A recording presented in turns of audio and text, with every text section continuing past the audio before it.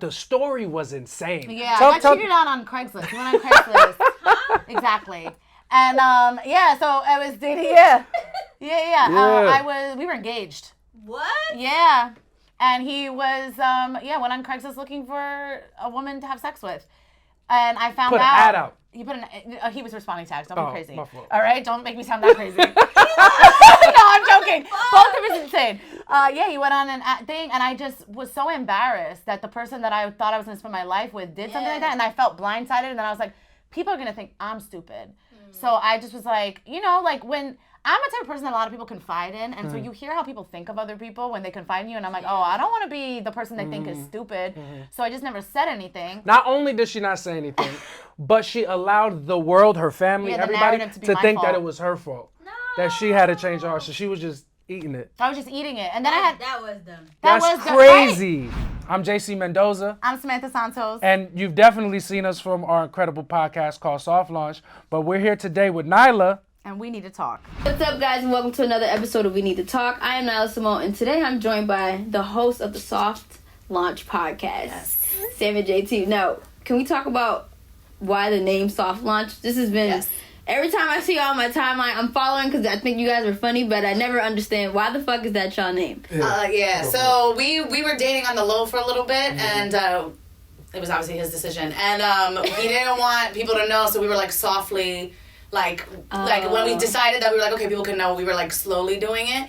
And then I posted a picture once and I was like, it's giving Soft Launch. And then we should do a podcast. I was like, we should just name it Soft Launch. That's so cute. I also want to clarify, she put the he in there real hard. We wanted to keep it low. Okay. Because we were working in this, and like there's such a stigma around comedians dating each other. Like, as soon as you get into the game, the first thing they tell you is like, oh, don't date another comedian. It's bad for business. So we took our time. She put that he in there real hard. I was just being the cool girl. I was like, it's totally fine. Don't tell anybody about us. But we were dating for a minute, and then we soft launched, and then that's why we decided to name the podcast. Yeah, it was literally, we named it because we were like brushing our teeth in the bathroom, and then we were like, what should we name it? And then we were just like, Soft Launch. I'm like, that's actually a good... That's cute. Yeah. I like that. Yeah. So, how is it dating another comedian?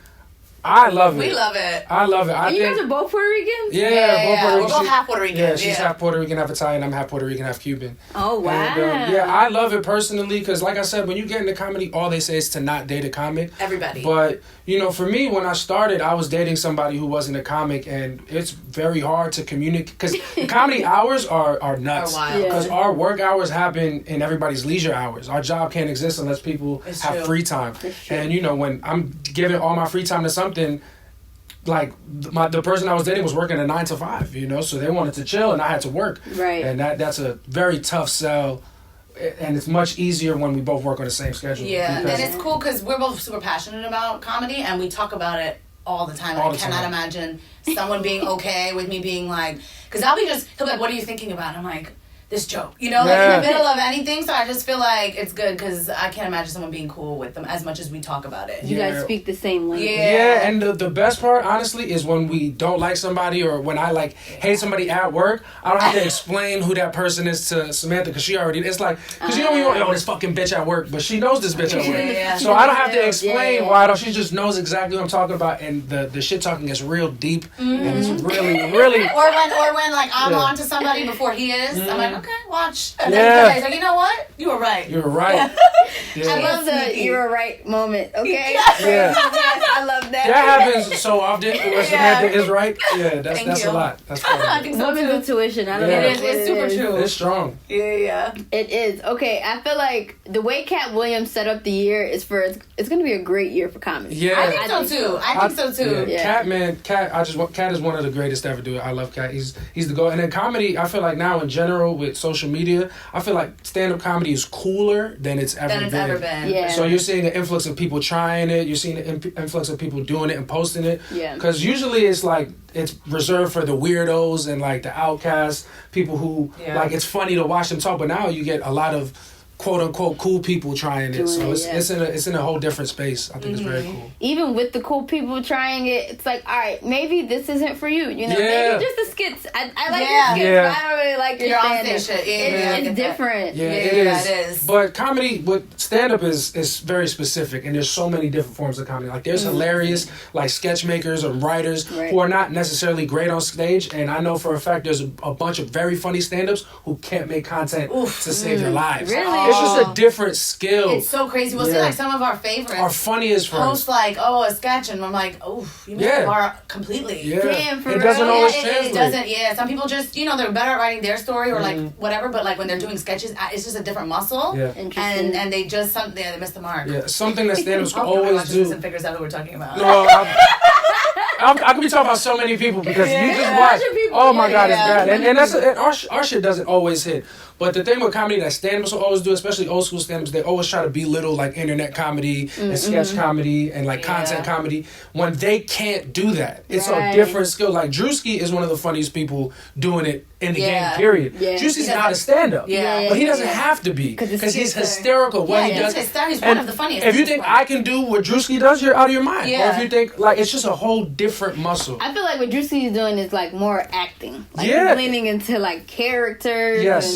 It's acting, but there's still writing chops in there. You still gotta be funny. You gotta know how to communicate things to people. So it's all comedy. It's just different. It's just different, because a lot of comedy is also observational, and he's king of that. Oh my God. And he's so good. I mean, he probably could do stand up. He probably would be great. Always on time. Always on time.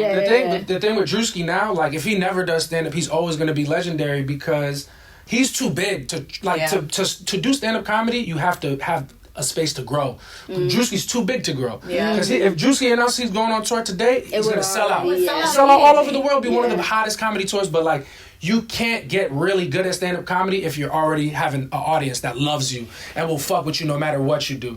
That's why I was telling. I mean, it's really hard to do stand-up. It's hard. Like, you have to learn different people. And if you have people already regurgitating that you're so funny, they love you, you never get to learn what's good and what's bad. It's like having, on a smaller scale, it's like having people that we know, like, come see us when we weren't ready. And exactly. At my first couple shows, so many of my people pulled up. And I was crushing because all my people knew my humor. They wanted to see me win, and they were hyped to be there. But then you start doing shows where you don't know anybody there. And then then you find out. You find out what's good. Like, we've done shows in Connecticut for 70-year-old white people. What's funny to them is not funny to the same thing as people in Brooklyn. True. But you learn how to bridge that gap and make whatever you're talking about universally funny. And you can't do that if you're so big already. Drewski doesn't need stand-up. He's already past it. He's funny in his own right, and he doesn't need the stage in that way. How did you both, I want to hear stories, like how did you guys get started with comedy? What was your introduction? What made you want to do it? So my introduction to comedy was like in my early 20s. I saw Cypher Sounds used to do like a comedy improv show that was like 3 blocks from where I grew up. So I went and saw it, and I was like, I think it was improv, but I had never seen any type of comedy, and I was like, I think I could do this. And then, I didn't do it. I was dating a guy who was like, you're not funny. And I was like, okay. And like, you're like when you're 23, you don't have, you have like no sense of self really. So I was like, okay, if the person I'm closest to doesn't think I'm funny, then I'm probably not. But, it was like an itch that I like would keep like avoiding and everything. And then, the pandemic happened, and I started like really trying to figure out what it is that I wanted. And I started doing sketches, and they started blowing up, and then I was like, oh, I think I am funny, like all those years, like it took a while for me to like really believe it. And then a comic reached out to me, Shadi Diaz, and she was like, you're really funny, I think you should get on stage. And I was like, yeah, I want to.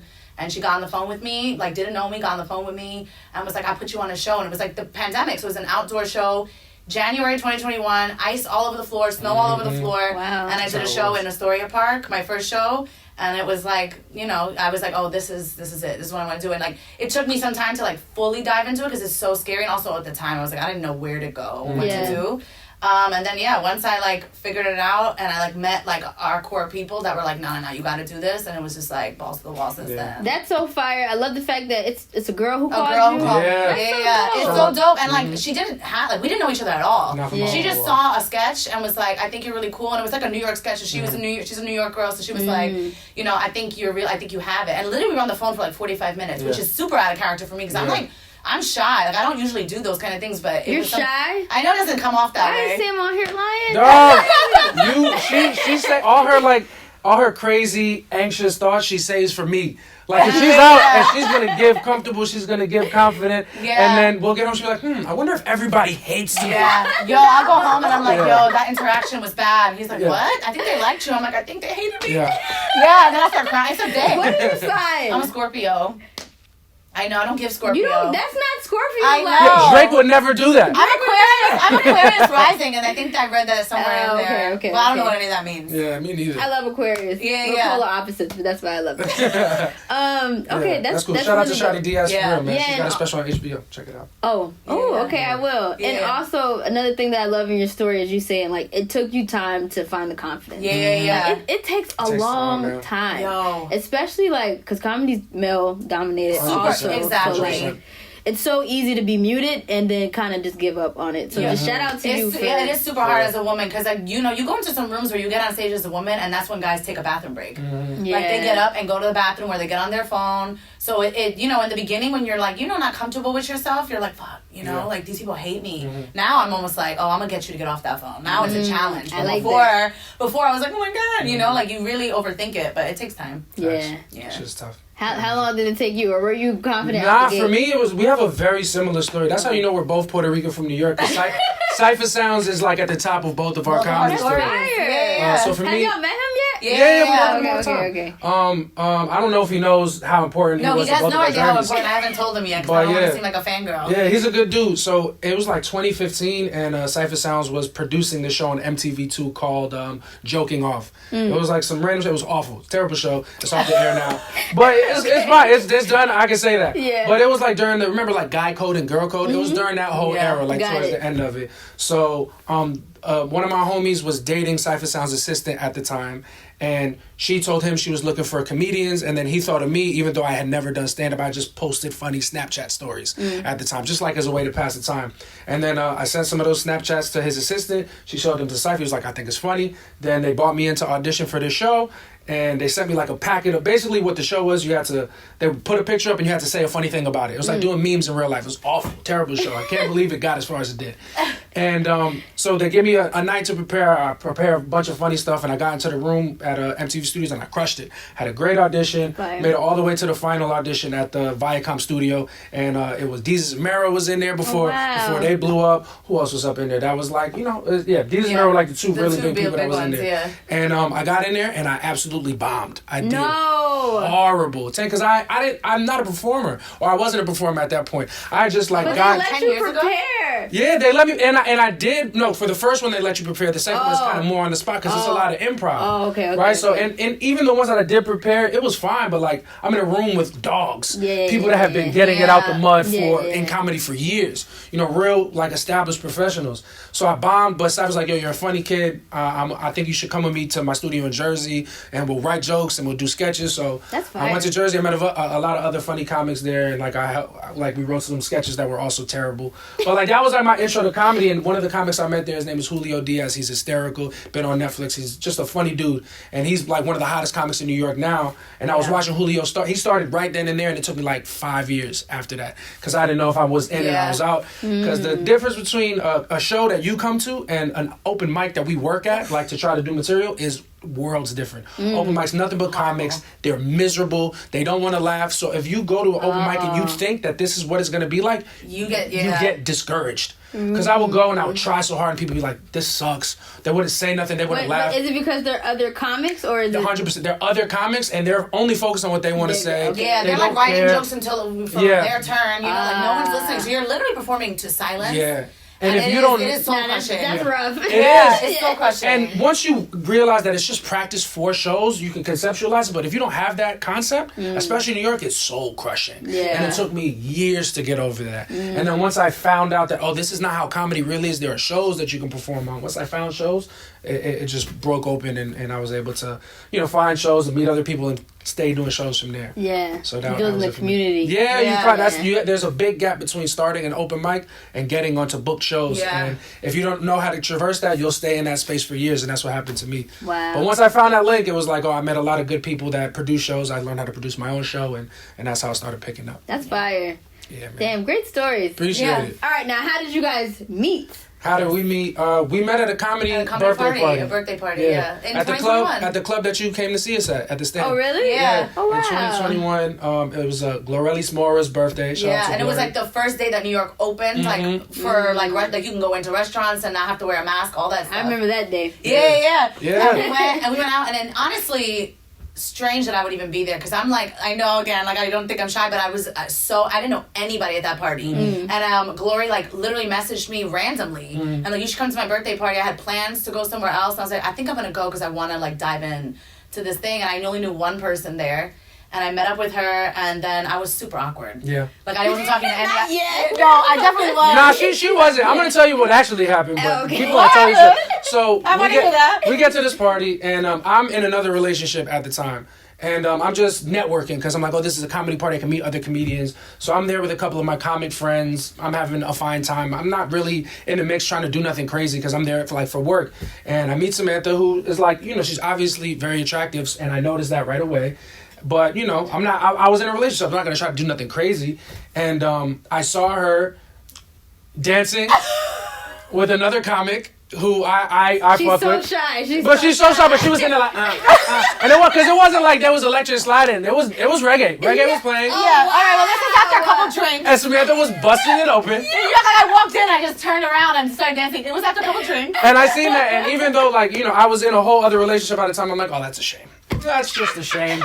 That's just a shame. That's very sad. And then we actually got jealous. Yeah, I couldn't be, but I peeped it. And I was like, damn.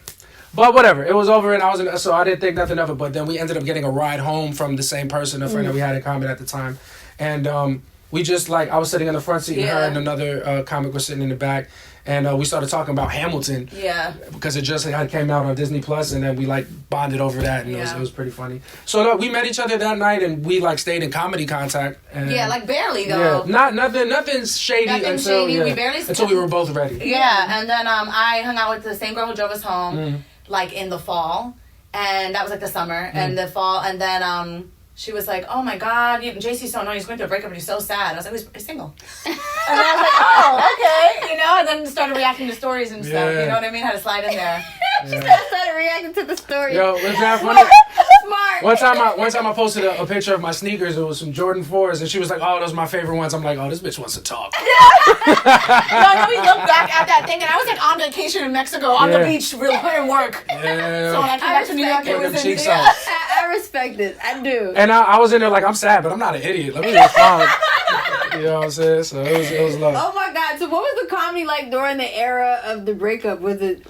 So did you talk on for it? me, so for 2 weeks I didn't talk about it. I was doing jokes like I was still in the relationship that I was in because I didn't know how to process it. And I was like, and I felt like those were the worst 2 weeks I've ever had in And comedy. I also feel like it takes men years to process emotions for Yeah, some reason. yeah. We are not strong At all. and we are not bred to know what to do with the big feelings. Yeah. So but for me at the time I didn't know what to do, so I was just doing the same jokes that I've been doing, and I was doing terrible on stage. I felt like I was bombing. I felt like I was keeping a secret from the audience, and I felt like they could tell that I wasn't being genuine, even if that was in my head. And then the day after, because we had we'll take a break, and then we had the no, this is over talk. Yes. The day after the this is over talk was my 1 year anniversary in comedy. We had a big show, and I did a brand new 10 minutes on just the breakup, and it was my favorite thing I've ever done. Because the crowd was dying laughing because they can tell that I'm really sad, but I was being funny about it. Yeah. And it was just my favorite thing. And once I got to do that,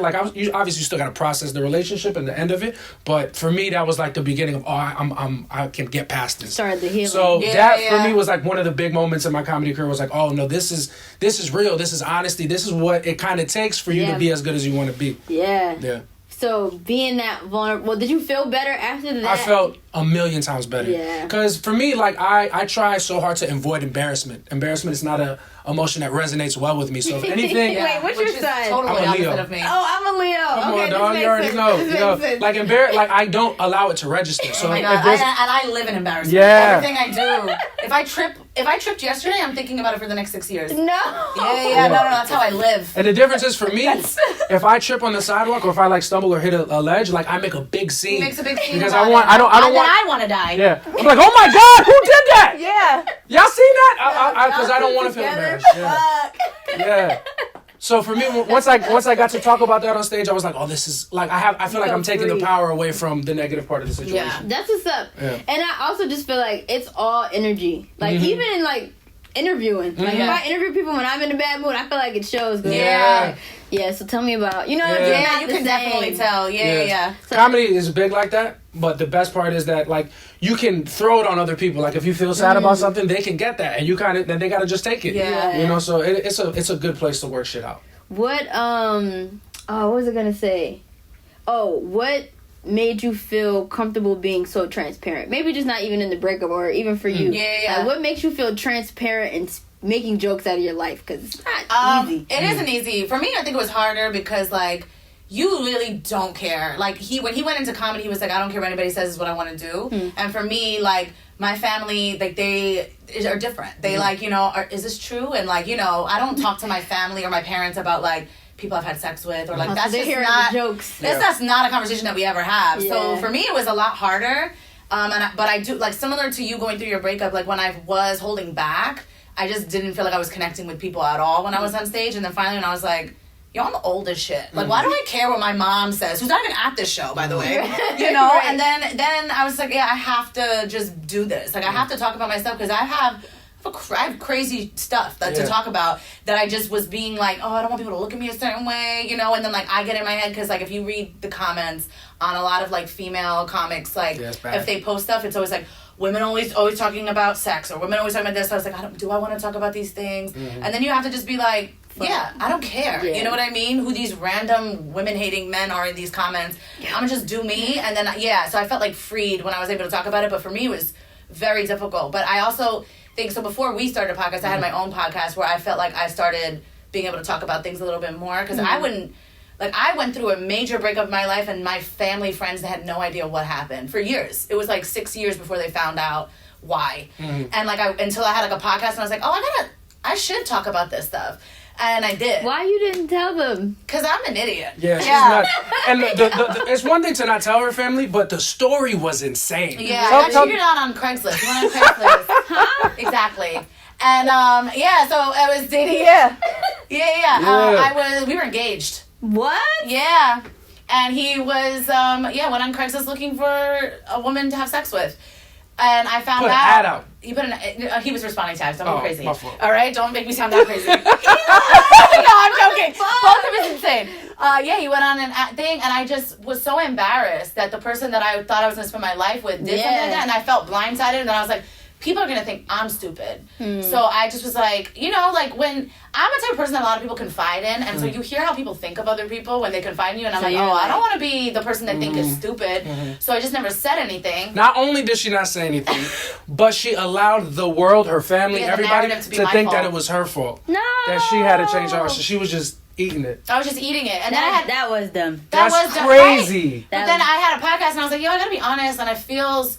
Then you start talking about it, I'm like, oh, this is funny. Yeah. You know? And then I just started talking about it, and I feel like within our podcast, I feel like I have no shame anymore. Like, it was therapeutic, honestly, for me, because, like, now I feel super confident to not even just talk on stage, but to talk to my friends and stuff like that about, like, things that are going on. But before, I was super silent about it. So I feel like I didn't start really killing on stage until I was being honest about a bunch of stuff that was happening in my life. Yeah. Man, it's so funny because for artists, for artists, but I was going to say, I respect what you guys do because it takes that level of vulnerability. Yeah. Or, like, rappers are lying in their raps. Yeah. You know, people have big budgets behind them to actually make their art go where you guys are actually interacting with people in real time with real life situations. Like, it's different. It's so different. I commend it. Yeah. That's why when it doesn't hit, you're like, oof, you guys It's like, it's your story. Yeah, because like you said, behind music, which is a whole nother ballgame, is difficult. I can't even imagine what it takes to be great with that.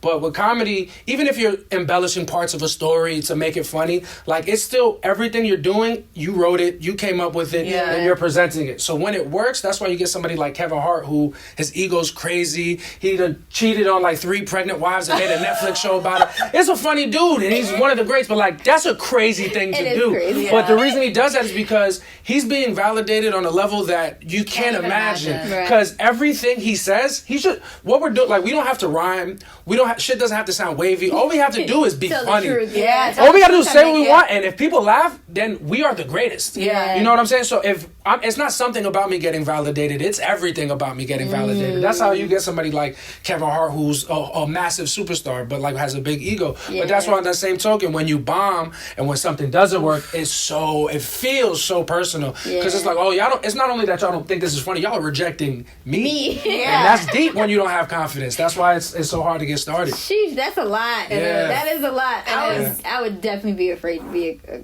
comic. Yeah. But I think, like, back to your question, when you take control of that vulnerability and the embarrassing things in your life, those situations are part of it. Bombing is all part of it. And once you can let go of the power that negative emotion has on you, you really free yourself to be as funny and silly and do whatever you want on stage. Has anybody ever felt offended by like some of your jokes? Like, hey, is that about me? Have you guys gotten like a moment like that? Have you had that? No. My mom's always like, when are you gonna make a joke about your father? Yeah. You know, because I'm making jokes about my mom a lot. But she's not being serious. No, not really. But it does. There are some jokes that I know I won't release because I'm talking about like exes and stuff, and I just don't even want to smoke. Don't even hit me up. Yeah. So for me, one time I did a joke about my little sister. She's like 20. She's 26 now. She's a grown woman. But I did a joke about her being bisexual, and I didn't realize at the time that I was outing her to my dad. Because I posted the joke, and it was my first like big joke. It was like my first viral joke, and she was cool about it. She was like, "Hey, just run those by me." And I was like, I appreciate you saying that, but I will never run those by you. And I will always come out. And if you're just gonna live funny, I'm just gonna talk about it. Or not living funny, but if you're gonna live, I'm going to talk about it. But, you have that right. As you my little sister. It's just part of the game. Damn. You don't like it? Get your TikTok followers up. Tell them something bad about me. Good luck. Good luck. She did do a video. She tried. And she always gonna try. Aw. Yeah. I like that though. Yeah. So being Puerto Rican and from New York City, I love the jokes that you guys did on stage. I think it's cute. Even down to the was it Nick's jersey? Oh yeah, that was fun. That was a lot of fun. I also do have to say, because I don't know who's ever going to see this, I'm not from New York City. I'm from Long Island, and I love New York. I've been in New York City. I've been here for like 10 years, but they get upset. You're from New York. I'm from New York. Yeah. Definitely You're from New York State. Yeah, but she let me do it. She won't even let me do it. Not the state. The state. Is Long Island considered the state, or she's gassing? No, it's a state. The city is a very borough. it's a borough specific thing. What? Yeah, so But that's why I have to. Where he grew up in Long Island is like his street is here, and then if you cross the street, it's Queens. Yeah. So it is very close. But I used to live on Ozone. Oh, Ozone Park? Yeah. Ozone, I think it's close to Long Island. It's close to because Queens is massive. It goes so far. Yeah, Queens is really big. Yeah, it's massive. But yeah, both from New York, Puerto Rican. It's a lot of fun. What part of New York are you from? The Lower East Side. Oh, okay. Yeah. No, she's New York. New York. She got the zip code. Yeah. Because sometimes she'll walk around shy, but then if somebody like gets in her way when she's getting out of a subway car, she'll fucking shoulder check him. And I'm like, oh, this bitch is from the city. Yeah. Oh my God. All right, so where do you guys see the Soft Launch podcast going with it? Is this just like a creative outlet for you guys, or are you guys really trying to like build that up? No, we definitely want to build around it. Yeah, I'm banking on it, man. I think it's gonna be one of the things that could catapult us to not having to work day jobs and being able to get people to come see us and really push out the message and the art that we want to push out. Because we feel like we have something super special with the podcast.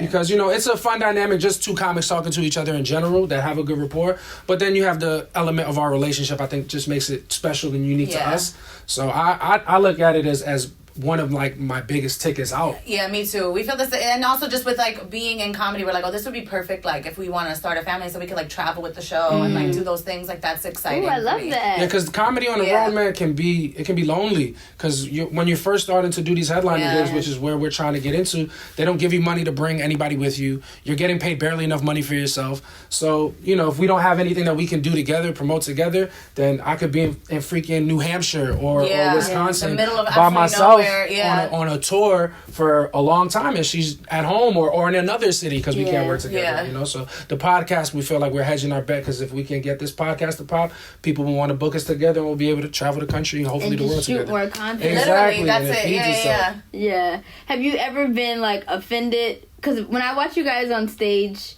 do the banter. I'm like, is there ever a serious moment? Like, how do you guys get to a serious moment? Like, hey, all right, enough. Or do you guys even have that? On the podcast, not really. For us on the pod, it's easy because if it ever gets too real, which it doesn't, well, we can cut it out. You know? Yeah. Like, On the podcast, you do hear me like, we're gonna cut we're gonna cut that out. like, we're not. Because sometimes, like, we'll have a disagreement off camera, and I'll make a joke about it on camera. She'll be like, "Not yet." Yeah, I'm like, yo, we barely got over that. Yeah. Too soon. I'm And still upset. She'll laugh about it, but like, it'll be different. Okay. But honestly, I feel like we talk so much during the day. Like, we naturally flow in and out of jokes and serious topics. So it's never like, yo, this is serious. Like, it's more of a tone thing. I feel like she can tell when I'm being serious or when we need to like really get something out. And I'm big about because when we started the podcast, I was like, okay, I don't want to talk about like our problems on the podcast. I don't want to talk. I don't want to do that. Yeah, that gets messy. But like even like last night, I was like super anxious about something and.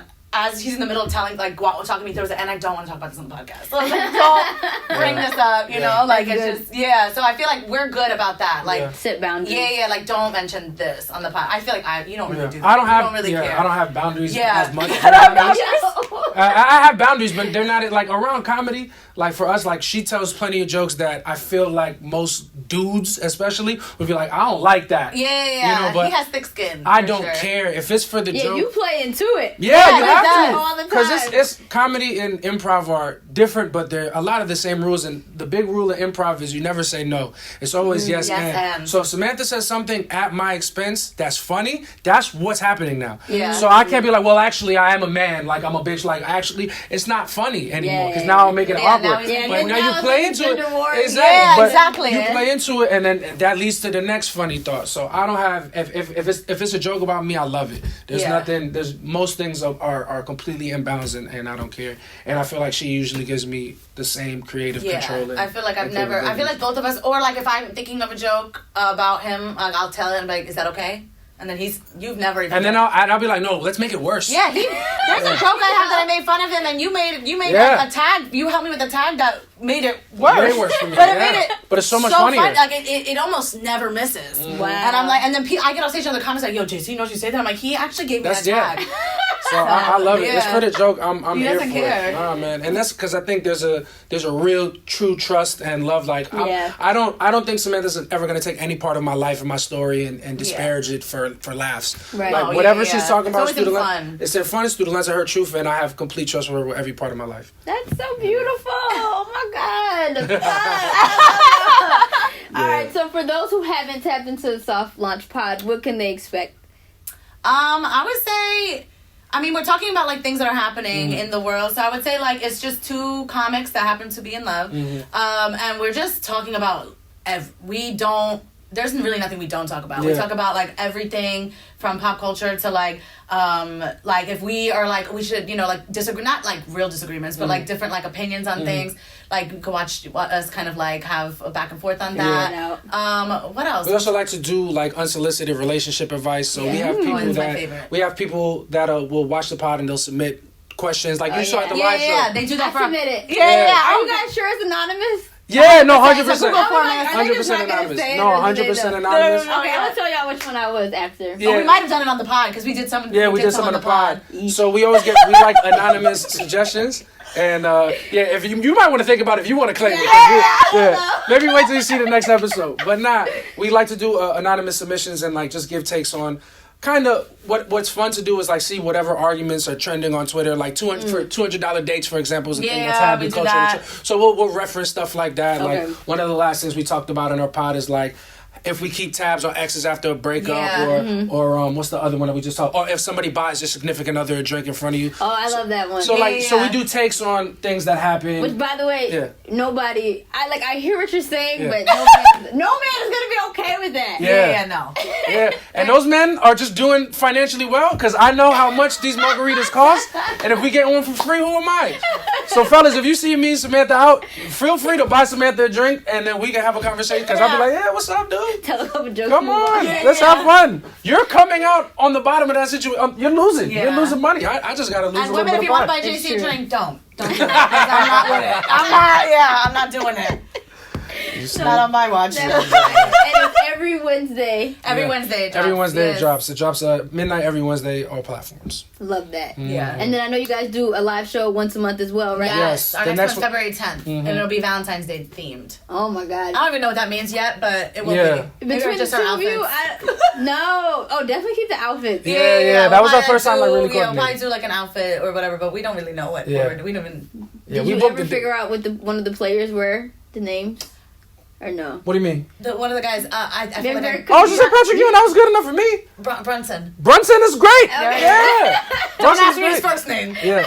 I also will say it is messed up how she doesn't know any of my favorite players, but I know all her favorite housewives. Yeah. You know what I'm saying? You know all her favorite No, housewives? I watch the shows. Wow. I'll be in Potomac, Are I'll be in you Atlanta, I'll be everywhere. Yeah. Okay, yeah. Come on, man. Nah, That I shit like is lit. Potomac. Fellas, y'all gotta watch Bravo. If y'all don't take nothing else from this podcast, Bravo is fire. It's like WWE for women. I try We'll to tell literally y'all. watch it. He gets up, like, and then he's like, "Yo, why is she doing that?" Like, he's so. We gotta recast. This bitch gotta go, son. Get Giselle out of here. I just be going off. No, not Giselle. We love Giselle. Oh, I love Giselle, but okay, Yeah. here nor there. Get Robin out of here. Yeah. No, get Robin out of here. Yeah.